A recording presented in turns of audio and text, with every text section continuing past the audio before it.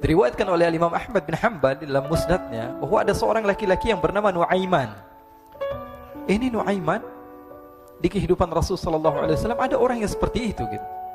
Orang yang sering minum minuman keras. Rasul sallallahu alaihi wasallam marah, murka. Rasulullah kalau yang berhubungan dengan Rasulullah tidak marah. Tapi kalau sudah berhubungan dengan agama, Rasul sallallahu alaihi wasallam adalah orang yang paling marah, orang yang paling istiqamah dalam kebenaran. Maka Rasulullah panggil Nuaiman, apa yang kau lakukan? Dia katakan, aku minum minuman keras ya Rasulullah. Rasulullah cambuk dia. Kemudian dia bertobat kepada Allah. Kemudian ketahuan lagi minum. Kemudian dicambuk lagi oleh Rasulullah SAW, sehingga sebagian sahabat memukul dia dengan pukulan yang banyak. Sehingga apa yang berlaku? Sebagian sahabat mengatakan, la'natullahi ala Nuaiman. Semoga Allah melaknat Nuaiman. Dia mempermainkan Rasulullah. Dia bilang sudah mau taubat tapi minum lagi. Dia bilang sudah mau taubat tapi minum lagi. Maka Rasulullah SAW mengatakan, la tal'anuh fa innahu yuhibbullah wa rasulah. Kata Rasulullah, jangan kamu laknat Nuaiman, karena dia itu cinta sama Allah, cinta sama Rasulnya. Dalam riwayat dia dicintai Allah dan dicintai oleh Rasulnya Muhammad sallallahu alaihi wasallam. Ibn Majah menceritakan bahwa Nuaiman ini pernah suatu waktu diajak oleh Sayyidina Abu Bakar pergi ke negeri Syam. Negeri Syam itu di mana? Seperti yang diceritakan tadi, antara daerah Suriah, Lebanon, Yordania, kemudian Palestina. Daerah seperti itu. Umumnya orang Quraisy pada masa itu mereka memiliki rihlah berdagang, membeli dagangan ke Syam, kemudian dijual lagi di kota Makkah. Ketika itu Rasulullah SAW didatangi Abu Bakar. Sayyidina Abu Bakar mengatakan kepada Rasulullah, ya Rasulullah, saya mau izin ya Rasulullah. Mau apa? Saya mau ajak dua sahabat kamu ini ikut berdagang ya Rasulullah. Siapa kata Rasul? Nuaiman. Kata Rasulullah, Nuaiman kamu mau ajak? Mau ngapain? Biar seru-seruan aja ya Rasulullah. Kata Rasulullah, ya sudah, saya izinkan kamu bawa Nuaiman. Ketika itu Sayyidina Abu Bakar membawa Nuaiman sama satu sahabat namanya Suwaibid ibn Harmalah. Siapa namanya? Suwaibid ibn Harmalah. Ini sahabat Rasulullah SAW yang memiliki sifat yang berbeda-beda. Kalau Nuaiman ini aneh. Pernah Rasulullah SAW dibawain makanan banyak, dikasih Rasulullah, dikasih sahabat semua. Semuanya sudah makan, tiba-tiba si Nuaiman ini, sahabat Nabi Nuaiman mengatakan kepada Rasulullah, ya Rasulullah, ini yang penjualnya, tolong engkau yang bayar ya Rasulullah.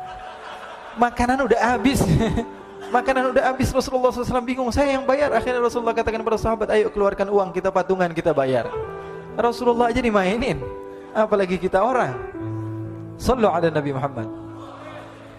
Nuaiman diajak Sayyidina Abu Bakar. Kata Rasulullah SAW, benar kamu mau ajak Nuaiman? Iya ya Rasulullah. Diajaklah.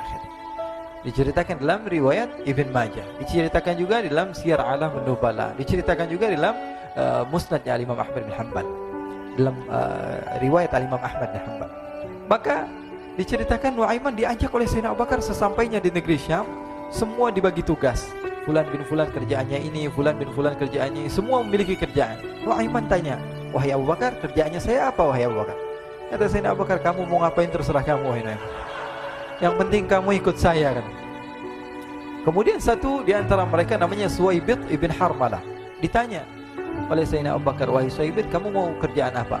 Kata Suwaibid, terserah kamu wahai Abu Bakar. Kata Sayyidina Abu Bakar, kamu menjaga makanan, karena saya tahu kamu ini adalah orang yang senantiasa menjaga amanah. Suwaibid ini kalau disuruh maju dia maju, disuruh mundur dia mundur, disuruh ke kanan dia ke kanan, disuruh ke kiri dia ke kiri. Orang yang ikut aja.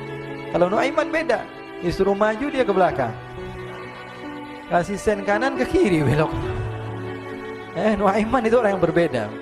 Maka Suwaibid mendapatkan tugas, semua mendapatkan tugas kecuali Nuaiman. Sehingga ikhwani, apa yang berlaku, apa yang terjadi? Sayyidina Abu Bakar pergi sibuk dengan kesibukannya, sehingga datanglah waktu siang. Nuaiman sudah lapar. Nuaiman cari makanan. Dia nggak punya uang, diajak Sayyidina Abu Bakar tapi tidak diberikan uang.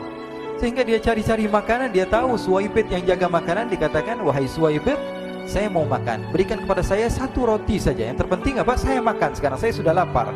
Kata Suwaibid, ya Allah Nuaiman, kita tunggu Abu Bakar saja sehingga dia datang, karena ini amanat. Amanat dari Abu Bakar, saya tidak boleh berikan kepada siapapun kecuali atas izin Abu Bakar. Kata Nuaiman, kasih saya makanan, kalau tidak saya bikin masalah sama kamu. Merah wajahnya Suwaibid, karena dia tahu, jangankan saya, Rasulullah jadi mainin. Bingung, apa yang harus saya lakukan? Akhirnya Nuaiman bilang, gampangannya aja, kata Nuaiman, kamu kasih saya makanan, atau kalau tidak saya bikin masalah sama kamu. Bingung Suhaib, pikir panjang. Setelah itu dia katakan, ya sudah Nuaiman, saya tetap mau jaga amanah Abu Bakar, karena saya takut ini adalah perintahnya Allah, perintahnya Rasulullah SAW, dan perintah daripada Abu Bakar, sahabatnya Nabi. Kata Nuaiman, kalau memang begitu kamu maunya, ya sudah, berarti kamu ngajakin berantem sama saya. Nuaiman pergi ke pasar. Dia cari-cari tempat penjualan hamba sahaya. Dia lihat-lihat beberapa hamba sahaya. Ini berapa harganya? Ini katanya 10 qalanes. Ini berapa? Ini harganya hitungan orang zaman dahulu. Kita sih hitung seperti dirham, berapa ratus dirham gitu. 200 dirham. Yang ini berapa? 300 dirham. Yang ini berapa harga hamba sahaya? 300 dirham. Harganya antara 300, 200 sampai 100. Kemudian Nuaiman mengatakan kepada penjual hamba sahaya tersebut, saya punya juga hamba sahaya, tapi saya jual cuma 20 dirham saja, murah. Apa benar ada hamba saya harganya segitu? Iya, karena dia punya aib, ada kekurangan. Apa? Nanti kalau kalian tangkap, dia bakalan teriak, saya ini bukan hamba sahaya tapi orang merdeka. Akhirnya semua orang berkumpul mau beli. Ini Nuaiman sama Nuaiman diajak ke Suhaib bin Harmalah tadi. Kata Nuaiman, itu ada orang yang berdiri sedang menjaga makanan, itu hamba sahaya saya, tangkap saja. Oh baik. Diberikan uang 20 dirham, dimasukkan oleh Nuaiman ke kantongnya, kemudian Suhaib ditangkap. Ketika ditangkap, Suhaib teriak, saya bukan hamba saya orang merdeka. Maka orang-orang tersebut mengatakan, saya sudah tahu kekurangan kamu. Ini memang kekurangan kamu, tapi saya tidak perlu dengan bacot kamu, yang penting kerjanya kamu gitu. Ya kan hamba saya untuk apa? Untuk kerja. Mau dia ngomong apa, mau ngomel terserah, yang penting dia mau kerja. Akhirnya ditangkaplah Suhaib dan dijual di pasar. Nuaiman punya uang banyak ini. Dia beli makanan, dia beli minuman, dia beli hadiah buat Rasulullah. Dia beli macam-macam di negeri Syam ini. Waktu itu adalah superpower, adidaya Romawi. Pada masa itu semua barang mahal, tapi Nuaiman banyak uangnya. Dia belanja ini, belanja itu, sehingga Sayyidina Abu Bakar pun pulang. Ketika Sayyidina Abu Bakar pulang, Sayyidina Abu Bakar cari, mana ini Suhaib? Kita semua sudah lapar. Kata Nuaiman dengan mudahnya dia mengatakan, sudah saya jual wahai Abu Bakar. Maka Sayyidina Abu Bakar bertanya, apa yang kau lakukan wahai Nuaiman? Diceritakan oleh Nuaiman dengan jujur. Nuaiman ini orangnya apa adanya, tapi nyusahin. Saya jual. Akhirnya dibawa oleh Nuaiman, Sayyidina Abu Bakar pergi ke mana? Ke pasar. Lalu dibeli lagi oleh Sayyidina Abu Bakar As-Siddiq, Suhaib yang tadinya orang merdeka menjadi hamba sahaya sebentar, kemudian dibeli lagi oleh Sayyidina Abu Bakar. Pulang ke Madinah, kisah ini diceritakan di hadapan Rasulullah SAW. Maka perawi mengatakan, fadhahikan nabiyyu hatta badat nawajiduhu. Ketika diceritakan kisah Nuaiman tersebut dengan Suhaib, Rasulullah tertawa sejadi-jadinya sehingga gigi geraham Rasulullah SAW nampak di wajah mata para sahabat. Sehingga perawi lain mengatakan, 1 tahun berlalu Rasulullah, setiap ada tamu yang datang pada Rasulullah akan ceritakan kisah Nuaiman menjual Suhaib tersebut. Jadi ada ikhwani, jangan kalian kira Rasulullah SAW itu hidup di satu masa sahabat-sahabatnya itu seperti ustadz-ustadz yang khusyuk, yang kayak Habib bin Anis ini banyak. Bahkan ikhwani, mungkin di akhir karena masanya sudah habis, pernah suatu waktu Rasulullah SAW didatangi asyraf, delegasi dari beberapa negara yang ingin mengenal apa itu agama Islam. Sehingga mereka datang ke rumah Rasulullah SAW membawa unta, kendaraan yang ketika itu kendaraan yang paling mahal mereka miliki. Itu untanya yang paling mewah. Diikat di depan rumah Rasulullah SAW. Tamunya pun masuk, duduk bersama Rasulullah SAW. Di depan rumah Rasulullah SAW ada beberapa sahabat. Ada Sayyidina Hamzah. Kalian tahu Sayyidina Hamzah adalah orang yang pemberani. Ada Sayyidina Umar. Kalian tahu Sayyidina Umar adalah orang yang pemberani. Ada Sayyidina Ali bin Abi Thalib. Ada Sayyidina Sa'ad bin Abi Waqqas. 4 sahabat ini lagi nongkrong gitu depan rumahnya Rasulullah SAW, berjaga sebelum Allah Subhanahu wa taala turunkan ayat wallahu ya'simuka minan nas. Ketika mereka sedang asyik duduk, tiba-tiba Nuaiman datang. Ini Nuaiman kalau datang pasti bikin sesuatu yang aneh. Bahkan dikatakan tidaklah Rasulullah SAW dalam keadaan bersedih, kecuali Nuaiman datang Rasulullah akan tersenyum. Jadi sebagian sahabat itu senang kalau sudah Nuaiman datang, pasti Rasulullah bahagia. Tapi ketika itu Nuaiman datang, ingin duduk bareng-bareng Sayyidina Hamzah. Sayyidina Hamzah katakan kepada Nuaiman, bercanda begitu. Nuaiman, kamu lihat unta orang datang dari luar Arab ini. Lihat, kata Nuaiman, ini besar banget ini, badannya besar gitu. Dagingnya pasti banyak. Iya, ini kalau kita sate enak nih ntar malam. Kata Nuaiman. Kata Sayyidina Hamzah, apakah kamu berani? Kata Nuaiman, saya berani aja asal kalian gak bilang sama Rasulullah. Kata Sayyidina Hamzah, benar wahai Nuaiman, benar kan? Akhirnya Sayyidina Hamzah lupa masalah itu, cuma bercanda-bercanda saja. Sayyidina Hamzah lagi asik sama Sayyidina Umar, Sayyidina Ali. Tiba-tiba apa? Ternyata ketika dia melihat unta tersebut sudah pisah antara kepala sama badannya. Nuaiman mengatakan, wahai Hamzah, ini unta saya sudah potong, saya mau pergi sebentar. Kalau Rasulullah cari saya, tolong jangan beritahu di mana saya. Nanti kalau keadaan sudah aman, mari kita nyate bareng-barengan. Ini ada yang seperti itu di zaman Rasulullah SAW. Maka dia pun berlari dan berlari mencari satu tempat supaya Rasulullah SAW dia selamat daripada Rasulullah SAW. Sehingga Sayyidina Hamzah bingung, ini kalau Rasulullah keluar gimana? Ada Hamzah Asadullah, ada Ali bin Abi Thalib, ada Umar, gak bisa jaga kendaraannya, tamunya Rasulullah Sallallahu Alaihi Wasallam. Akhirnya benar apa yang terjadi, ikhwani. Rasulullah Sallallahu Alaihi Wasallam tamunya mau pulang. Ketika dia buka pintu tamu melihat apa?